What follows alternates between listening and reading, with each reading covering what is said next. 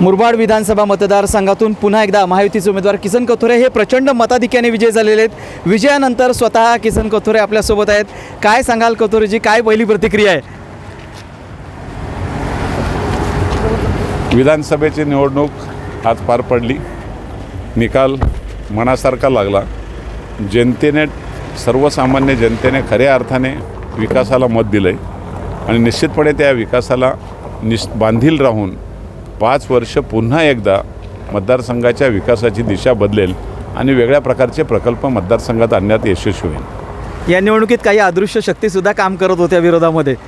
मी मगाशी सांगितलं माझ्या याच्यामध्ये की अदृश्य शक्ती कमी नव्हत्या, सगळे माझी एक बाजूला होता ना, एकच आजी एक बाजूला होता। पटलं का? त्यामुळं एक आजी सगळ्या माझींना भारी पडला आणि निश्चितपणे सांगतो त्याचे टोटल झाले किती, 57,000। 57ची बेरीज होते 12, 7 5 12 आणि मी दाखवीन त्यांना माझा नखरा।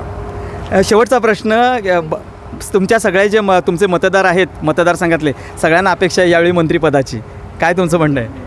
मी मंत्री म्हणून लढलो नाही, जनतेने मला लढवलं, पक्षाने मला उमेदवारी दिली 5व्यांदा। त्याच्यामुळे निश्चितपणे जर पक्षाच्या मनात असेल तर 100% मला संधी मिळेल आणि भारतीय जनता पार्टीमध्ये सांगण्याची गरज लागत नाही, हमखास न्याय मिळेल। नक्कीच, खूप खूप धन्यवाद तुम्ही आमच्याशी बातचीत केल्याबद्दल। हे होते किसन कथोरे आणि त्यांनी प्रतिक्रिया दिलेली आहे विकासाच्या मुद्द्यावरती आपल्याला मतदारांनी निवडून दिलेलं आहे। मयुरेश कडव, साम TV न्यूज, मुरबाड।